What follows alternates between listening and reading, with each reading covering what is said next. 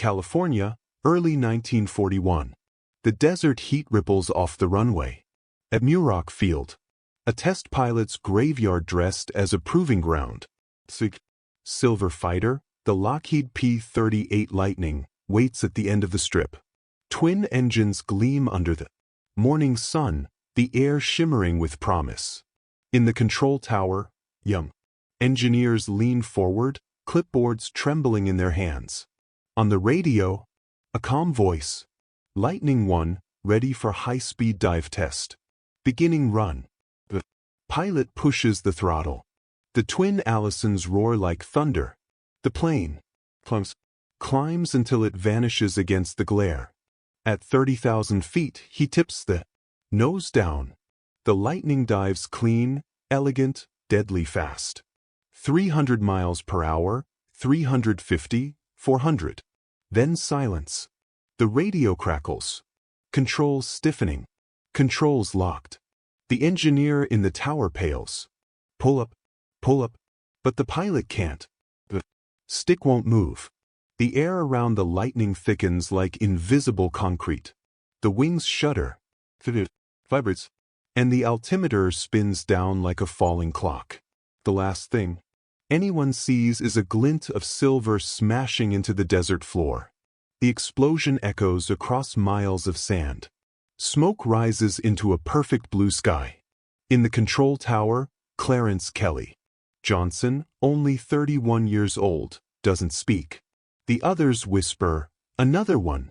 Lost." Someone mutters, "This plane will kill our own pilots." That night, Johnson sits alone in the hangar beside the twisted wreckage.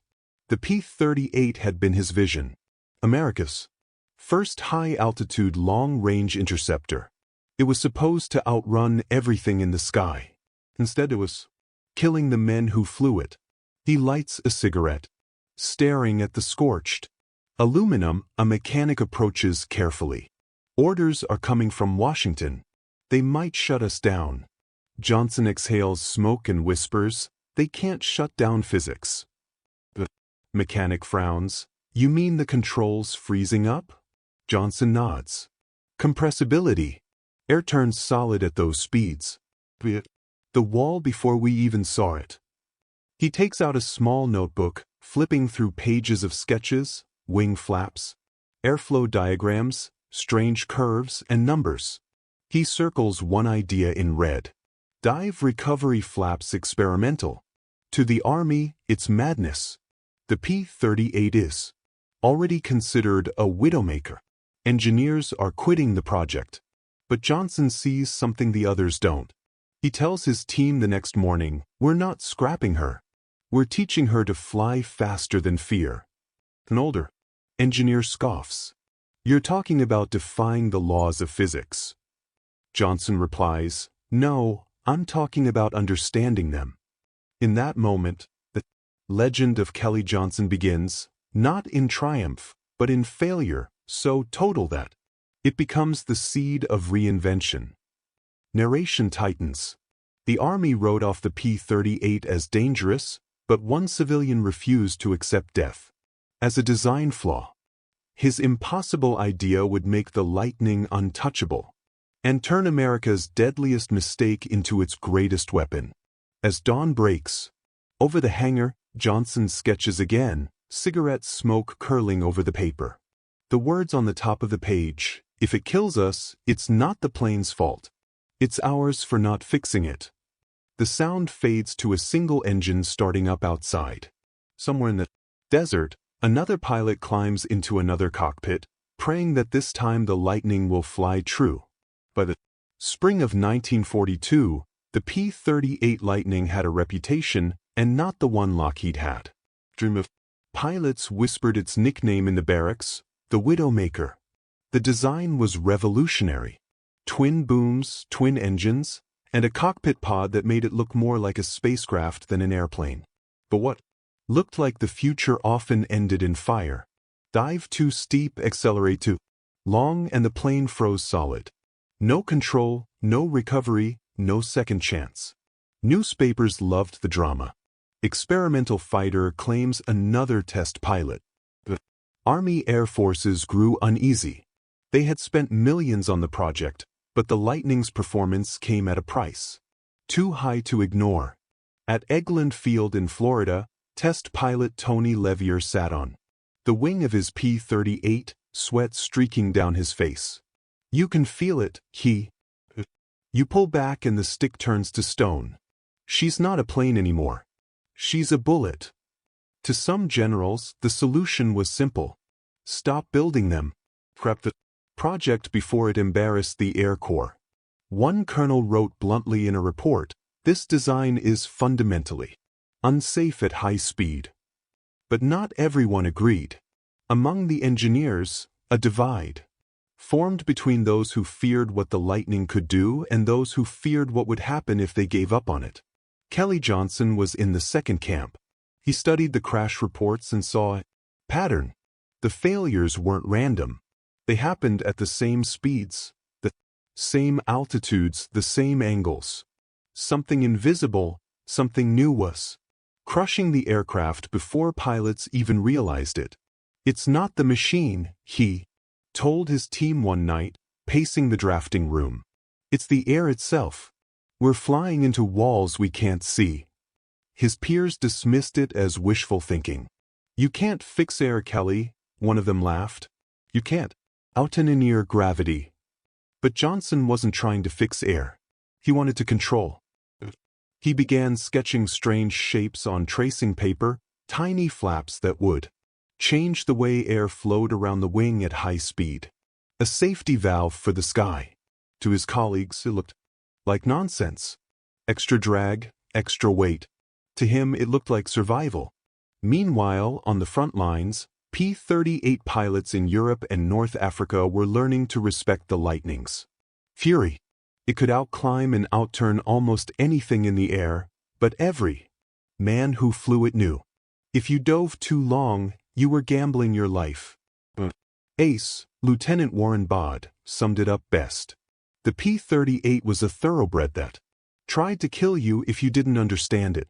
The Army wanted a weapon. Johnson was building a teacher, and soon he'd proved that the very thing pilots feared most, speed, wasn't the Lightning's curse. It was its destiny. Before the P-38 ever took flight, America was already fighting a different kind of war. A race of blueprints, engines, and bombers. The year was 1940, and across the Atlantic, Hitler's Luftwaffe owned. Britain was burning, France had fallen, and America was still clinging to neutrality. But deep inside California's Lockheed plant, the future was already taking. The U.S. Army Air Corps had issued an impossible request. A fighter that could climb higher, fly farther, and strike harder than anything in existence. Companies laughed. Lockheed didn't.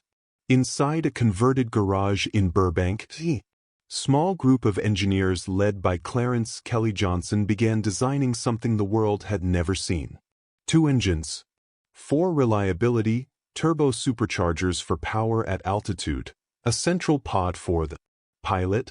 Guns aligned perfectly with the nose so bullets would strike precisely where the sights aimed. They called it the interceptor of tomorrow. In the beginning, the P-38 wasn't meant to be beautiful. It was meant to be unbeatable. Johnson's early sketches looked alien. Twin tails, tricycle landing gear, a shape unlike any fighter. Before it, one senior officer reportedly stared at the mock-up and muttered, "That thing looks like it flew here from Mars."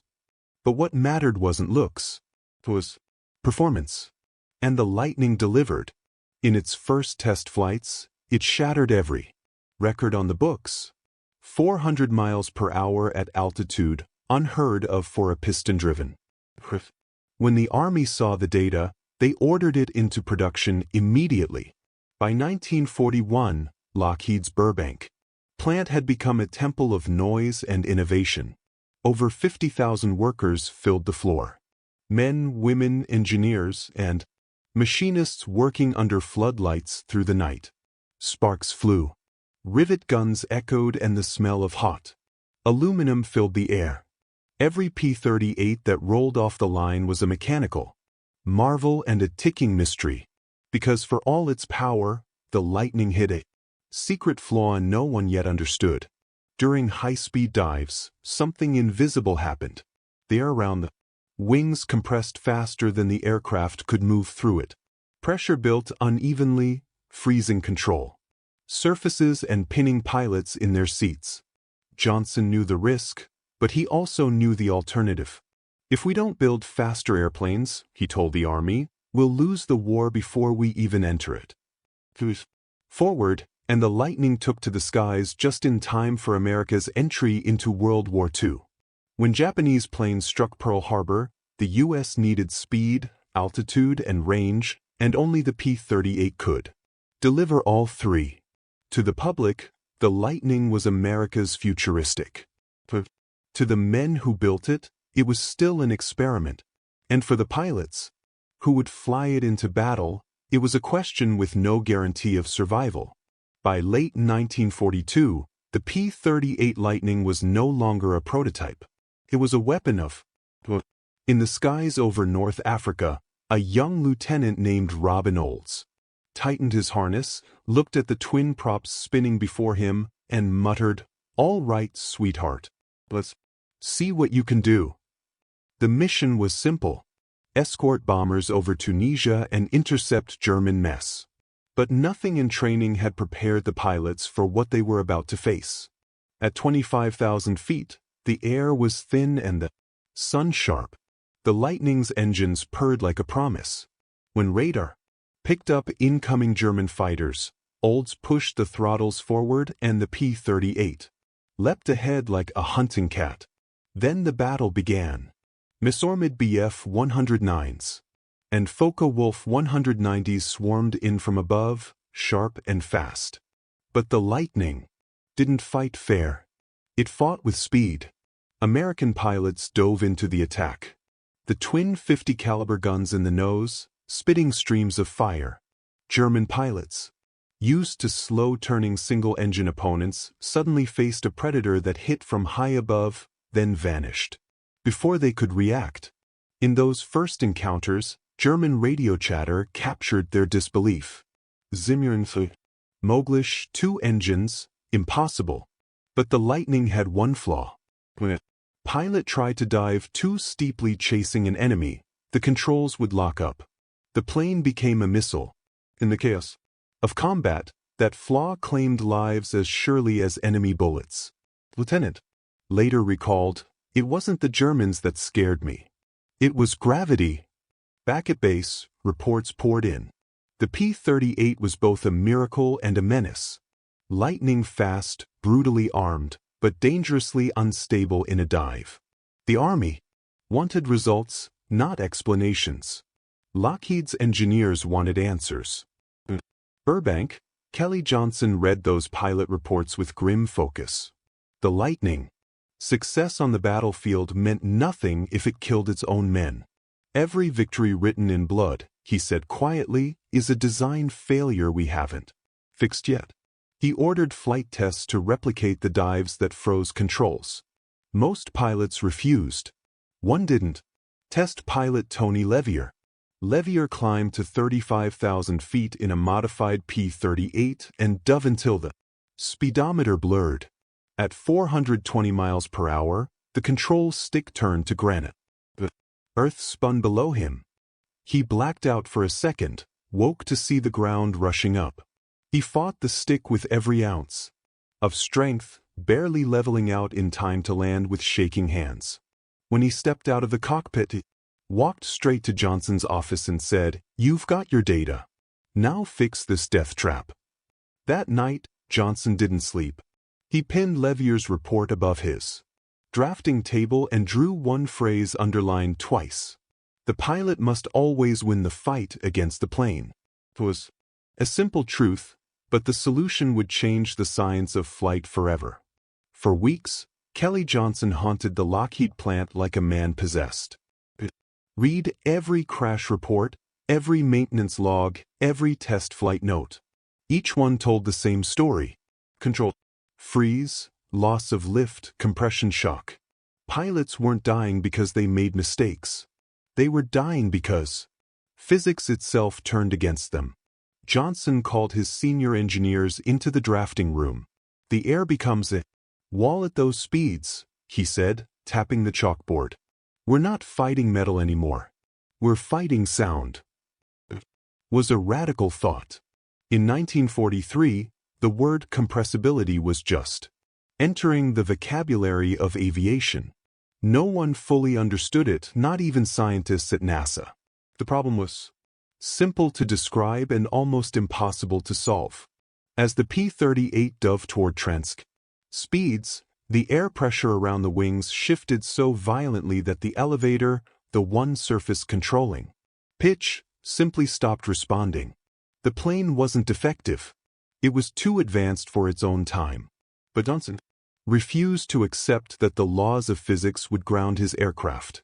One night, staring at blueprints, he noticed something small, a subtle bend in the airflow data taken from earlier prototypes. He circled the spot and murmured, "What if we could bleed off the pressure right here?" By morning, the idea had evolved into a crude sketch. Small metal panels mounted under the wings, flaps that could change the wing's shape during a dive, controlling airflow and giving pilots back their authority over the plane. They called them dive recovery flaps. The concept was untested, unapproved, and according to military officials, unnecessary. One colonel sneered, "You're suggesting we bolt barn doors onto a fighter plane." But Johnson wouldn't budge. He took personal responsibility, authorizing the modification even before the Army signed off. Technically, it was illegal. Practically, it was brilliant. The first tests began at WWII Lake, what would later become Edwards Air Force Base. Tony Levier volunteered. Again.